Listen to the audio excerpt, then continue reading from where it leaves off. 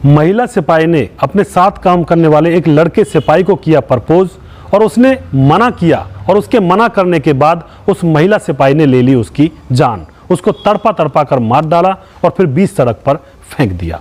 दोस्तों आखिर ऐसा क्या हुआ जो यह घटना घटी? इस घटना के पीछे की सच्चाई को जानने के लिए आप हमारे वीडियो को अंत तक जरूर देखिएगा। नमस्कार, मैं हूं सुदेश कुमार और तिरछी बात पलवल चैनल में आपका स्वागत है। दोस्तों यह घटना है मथुरा की। वह लड़की रहने वाली है जिसका नाम मंदाकिनी है, जो कि 24 साल की है और खुद महिला कांस्टेबल है, यानी कि पुलिस में कार्यरत है। कुछ समय पहले उसकी ड्यूटी हरिद्वार में लग जाती है। हरिद्वार में जैसे उसकी ड्यूटी लगती है तो वह हरिद्वार जाकर अपनी ड्यूटी देने लगती है। दोस्तों मंदाकिनी की एक बड़ी बहन भी है जिसका नाम मीना है और जो कि हेड कांस्टेबल के पद पर नियुक्त है। दोस्तों अच्छा खासा परिवार है उनका, कोई दिक्कत नहीं है, अच्छे से समय गुजर रहा है, पैसे की भी कोई तंगी नहीं है। अब जैसे मंदाकिनी हरिद्वार में ड्यूटी करने के लिए जाती है तो वहाँ पर उसकी नज़र पड़ती है एक लड़के पर। उस लड़के का नाम होता है योगेश चौहान, जो कि पुलिस में ही कांस्टेबल था। अब मंदाकिनी उससे प्रभावित हो जाती है और उससे मन ही मन में प्यार करने लगती है, यानी कि एक तरफा प्यार करने लगती है। अब दोस्तों कुछ समय गुजरने के बाद मंदाकिनी ठान लेती है कि मैं योगेश को अब प्रपोज करूंगी, यह मेरी बात मान जाएगा। मंदाकिनी योगेश के पास जाती है और उसको प्रपोज कर डालती है, लेकिन योगेश जो होता है वह उसके प्रपोजल को ठुकरा देता है और कहता है कि मैडम मैं ऐसा वैसा लड़का नहीं हूँ, मैं पुलिस में लगा हूँ तो अपने माँ बाप के सपनों को साकार करने के लिए लगा हूँ। मैं इस तरह से तुमसे प्यार नहीं कर सकता और ना ही तुम्हारे साथ घूम फिर सकता हूँ, ये मेरे संस्कार नहीं है। दोस्तों यह बात सुनकर मंदाकिनी को थोड़ा सा झटका सा लगता है, लेकिन वह फिर बार बार प्रयास करती रहती है, योगेश को प्रपोज करती रहती है, उससे प्यार जताना चाहती है, उसके साथ जीवन गुजारना चाहती है। लेकिन योगेश का बार बार वही आंसर होता है कि मैं ऐसा नहीं कर सकता, तुम मुझसे दूर रहा करो। दोस्तों जब मंदाकिनी थक जाती है, हार जाती है प्रपोज कर करके, फिर वो अपनी बड़ी बहन को बताती है। बड़ी बहन का नाम मीना होता है। उससे कहती है कि तुम योगेश को मनाओ, मैं इससे प्यार करती हूँ, इसी के साथ घर बसाना चाहती हूँ। फिर जो बड़ी बहन होती है मंदाकिनी की, मीना, वह भी योगेश से कहती है इस बारे में, लेकिन योगेश उससे भी मना कर देता है। कहता है कि मैं इस तरह का काम नहीं करने वाला हूँ, चाहे कुछ भी हो जाए। दोस्तों अब दोनों बहनें थक हार कर एक साथ बैठ जाती हैं। अब क्या होता है, मंदाकिनी के सीने में प्रतिशोध की ज्वाला धड़कने लगती है।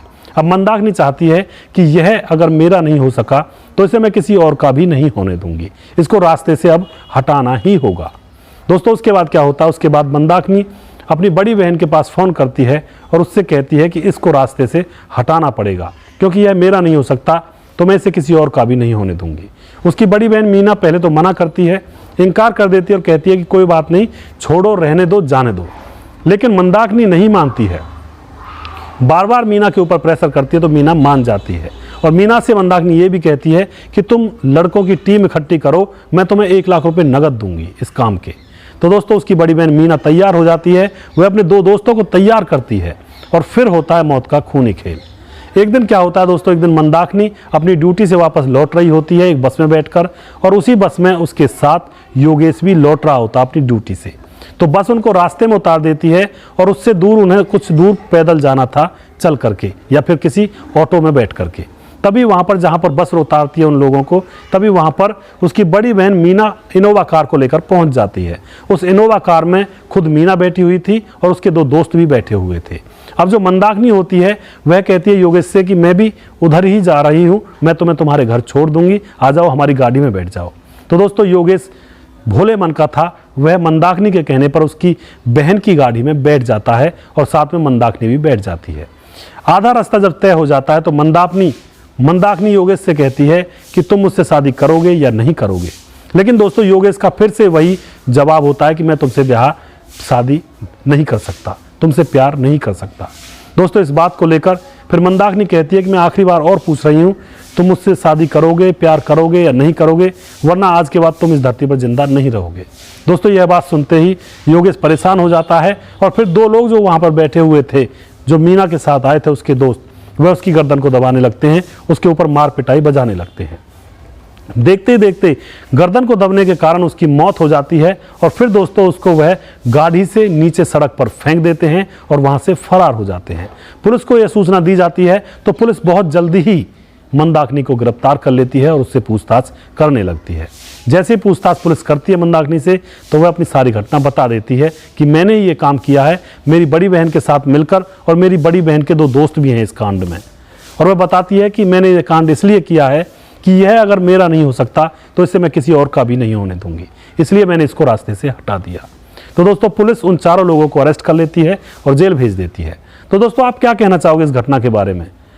एक तरफा प्यार था मंदाकिनी की तरफ से और योगेश ने प्यार नहीं किया उससे, तो उसको मिली बदले में मौत।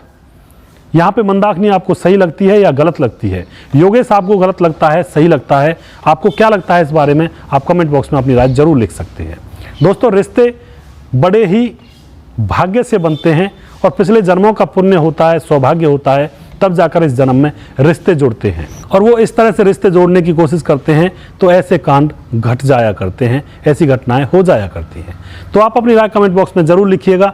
यहाँ पे क्या योगेश ने गलत किया था, उसको उसका प्रपोजल मान लेना चाहिए था, या फिर मंदाकिनी को दूर हट जाना चाहिए था? और जो मंदाकिनी की बहन ने उसका साथ दिया उसने सही किया या गलत किया? आप अपनी राय कमेंट बॉक्स में जरूर लिखें। ऐसी ही घटनाओं की वीडियोस में बनाकर लेकर आता हूं तिरछी बात पलवल चैनल पर, और मैं उम्मीद यही करता हूं कि आप लोगों को ये प्रोग्राम्स पसंद आते होंगे, तभी मैं ये प्रोग्राम्स आपके समक्ष लेकर आता हूं। इससे सच्चाई का पता लगता है और हम अपने जीवन में गलती करने से पहले सतर्क हो जाते हैं, सजग हो जाते हैं। इसीलिए मैं ये प्रोग्राम चलाकर लेकर आता हूँ। नेक्स्ट वीडियो में जल्दी फिर से लेकर आऊँगा किसी सच्ची घटना के ऊपर। तब तक आप खुश रहें, सावधान रहें, रिश्तों की अहमियत को समझें। जय हिंद, जय भारत।